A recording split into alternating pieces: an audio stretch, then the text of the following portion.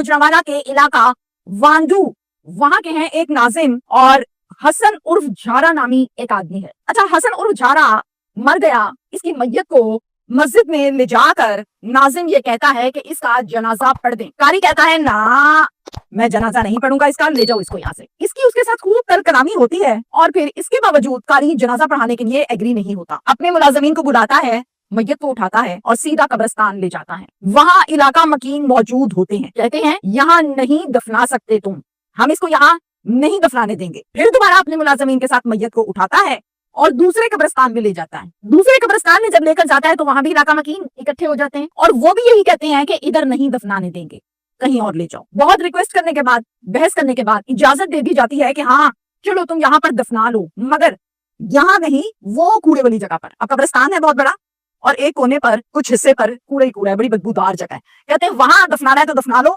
Otherwise उठा लो। गोरखन को बुलाता है नाजिम और कहता है कि यार कब्र खोदो। कहता है मैंने इसकी कब्र नहीं खोदनी। कहता है मैं 4 गुना पैसे दूंगा। गोरखन कहता है मैंने नहीं लेने। अब नाजिम क्या करता है, क्रेन को बुलाता है, क्रेन हायर कर लेता है। क्रेन के जरिए से वो कूड़े वाली जगह को खुदवाता है, गढ़ा, और फिर उसमें दफन कर दिया जाता है झारे को। ये हसन और झारा कौन था, इसने क्या किया था कि सब इससे इतनी नफरत कर रहे हैं? गैर तो गैर अपने भी तैयार नहीं है चंदा देने को। मैयत का, झारे का नाजिम के साथ क्या ताल्लुक था भाई कि नाजिम उठाई फिर रहा है? ये तमाम चीजें मैं आज के वीडियो में आपके साथ डिस्कस करूंगी। इलाके वाले क्या बहुत जालिम हैं या मैयत के साथ ये सलूक 110% बड़ा घनौना सलूक है? मगर ये सलूक किया क्यों गया, जब आपको ये पता चलेगा तो मेरी तरह आप भी ये कहेंगे बहुत अच्छा हुआ। गुजरांवाला का एक बड़ा मशहूर इलाका है, उसका नाम है वांडू, और वांडू में एक मोहल्ला है, उस मोहल्ले को कहते हैं राजपूता मोहल्ला। यहाँ पर फैमिलीज रहती हैं, गांव वाले रहते हैं। जिस केस की हम बात कर रहे हैं उनके सरबराह हैं अब्दुल शकूर साहब। अब्दुल शकूर साहब अपनी बीवी के साथ यहाँ पर रहते हैं। निगत इनकी अलिया का नाम है और 2 बेटियां इनको अल्लाह ने अता फरमाई है।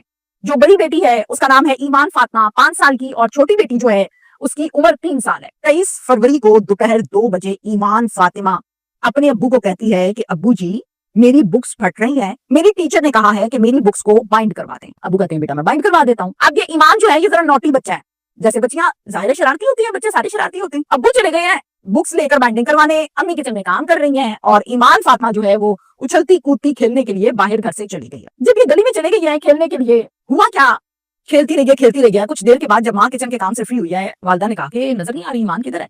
गली में देखा, घर में देखा, कमरे में देखा, ईमान ही नजर नहीं आ रही। परेशान हो गई, मोहल्ले में ढूंढना शुरू किया, इसकी सहेलियां, उनसे पता करना शुरू किया, मगर ईमान फातिमा कहीं नहीं मिली। इतने में जो वालिद साहब हैं वो किताबें शिताबें देकर बाइंडिंग करवा के और काम करके जब घर आए हैं तो देखा है कोहराम मचा है घर पे, ईमान नहीं मिल रही। वो भी ढूंढना शुरू कर देते हैं। ढूंढते ढूंढते थक गए हैं, सांस चढ़े हुए हैं, पर ईमान नहीं मिली। मोहल्ले में सबको पता चल गया, अहले मोहल्ला सब मिलकर बच्ची को ढूंढ रहे हैं।